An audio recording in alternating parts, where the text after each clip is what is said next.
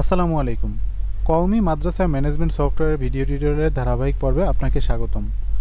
আজকের ভিডিওতে দেখব আমরা কিভাবে সফটওয়্যারের মাধ্যমে করা পরীক্ষার ফলাফল অনলাইনে প্রকাশ করতে পারবো এবং যে কেউ কিভাবে সে সকল প্রকাশিত ফলাফল দেখতে পারবে এবং মার্কশিট খুব সহজে প্রিন্ট করতে পারবে বা ডাউনলোড করতে পারবে।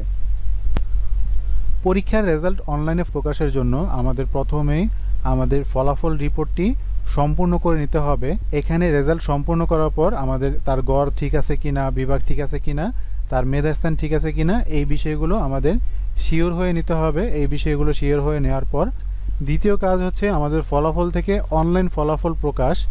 এখানে এসে আমরা শিক্ষাবর্ষ নির্বাচন করব, পরীক্ষার নাম নির্বাচন করব। যে পরীক্ষার কাজটা আমরা করেছি, পরীক্ষার নাম নির্বাচন করার পরে আমাদের এই পরীক্ষার যে সমস্ত ক্লাসের জন্য আমরা পরীক্ষার কাজ করেছি বা পরীক্ষার ফলাফল করেছি ওই সমস্ত ক্লাসের লিস্ট এখানে চলে আসবে। আমরা যেই ক্লাসের ফলাফল প্রকাশ করব ওই ক্লাসটা ফলাফলের ধরন থেকে অপ্রকাশিত থাকবে। এখানে আমরা যদি ক্লিক করি, ক্লিক করলে এটা প্রকাশিত হয়ে যাবে। যদি প্রকাশিত হয় তাহলে আমরা যে কোনো ক্লাসের শিক্ষার্থীর রেজাল্ট আমরা দেখতে পারবো। আবার যদি আমরা চাই যে এটা প্রকাশ করার প্রয়োজনে আমরা অপ্রকাশিত একটা ক্লিক করলে হয়ে যাবে। আমি প্রথমে ফলাফলের ধরন অপ্রকাশিত রেখে চেক করব, চেক করে দেখব যে আমার রেজাল্টে এখানে কি আসে। অনলাইনে রেজাল্ট দেখার জন্য আমরা যে কোনো ব্রাউজারে যাব, যে কোনো ব্রাউজার থেকে এখানে আমি সার্চ বাটনে সার্চ করব qmmsoft.com, একটা স্ল্যাশ দিব।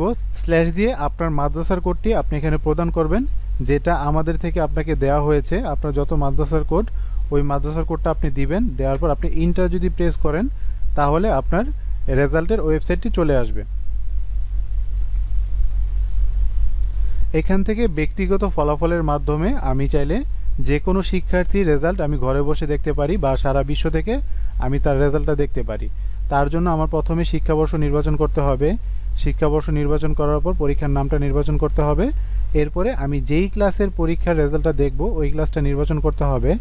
এখন যদি আমি কোনো শিক্ষার্থীর আইডি দেই 1109, দেওয়ার পর আমি যদি দাখিল করণে ক্লিক করি তাহলে দেখাবে দুঃখিত, কোনো তথ্য পাওয়া যায়নি। অর্থাৎ আমি যেহেতু ফলাফল অনলাইনে প্রকাশিত না রেখে অপ্রকাশিত রেখেছি তাই আমার এখানে কোনো রেজাল্ট দেখা যায়নি। এখন আমি যদি একটা ক্লিকের মাধ্যমে ফলাফল প্রকাশ করি, ফলাফল প্রকাশ করার পর আমি যদি আবার আমার ব্রাউজারে যাই, ব্রাউজারে যাওয়ার পর আমি শিক্ষাবর্ষ নির্বাচন করলাম, এখানে পরীক্ষার নাম নির্বাচন করলাম, এখানে জামাত নির্বাচন করলাম। জামাত নির্বাচন করে আমি যদি এখানে শিক্ষার্থীর আইডি নম্বরটা দেই, দেওয়ার পর আমি যদি দাখিল করণে ক্লিক করি তাহলে এখানে সহজেই আমার ওই শিক্ষার্থীর রেজাল্ট কার্ডটা চলে আসবে। আমি চাইলে এখান থেকে খুব সহজে প্রিন্ট করে নিতে পারবো। এতক্ষণ আমরা দেখেছি ব্যক্তিগত ফলাফল কিভাবে বের করা যায়। ব্যক্তিগত ফলাফল মানে হচ্ছে একটা শিক্ষার্থীর আইডি দিয়ে ওই শিক্ষার্থীর মার্কশিটটা বা ওই শিক্ষার্থীর রেজাল্টটা বের করা।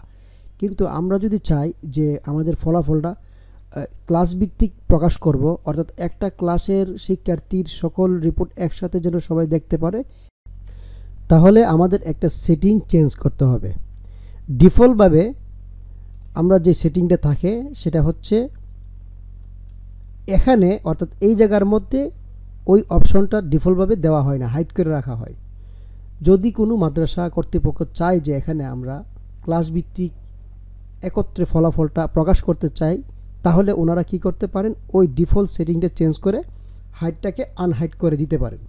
তাহলে আমাদের এই সফটওয়্যারের এই যে সেটিং আছে, এই সেটিংয়ের এই জায়গার মধ্যে আমরা ক্লিক করে আমরা এখানে দেখতে পাচ্ছি অনলাইনে ক্লাস ভিত্তিক ফলাফল প্রকাশ।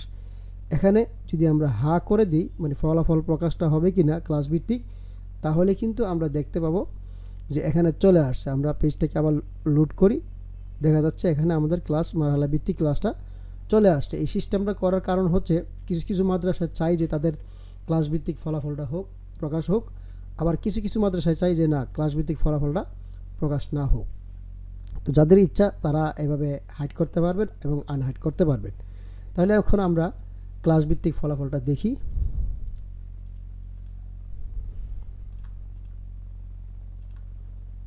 এখানে যখন আমরা ক্লিক করব তখনই আমাদের এরকমভাবে সুন্দর একটি রিপোর্ট চলে আসছে। তো এইভাবে আপনারা খুব সহজে অনলাইন ফলাফল প্রকাশ এবং সেটা প্রিভিউ করতে পারবেন, বা বিশ্বের যে কোনো প্রান্ত থেকে আপনারা খুব সহজে অনলাইন থেকে ফলাফলটি ডাউনলোড করে রাখতে পারবেন। আজকের ভিডিওটি এ পর্যন্তই। পরবর্তী আপডেটের ভিডিও দেখার আমন্ত্রণ জানিয়ে এখানেই শেষ করছি। আসসালামু আলাইকুম।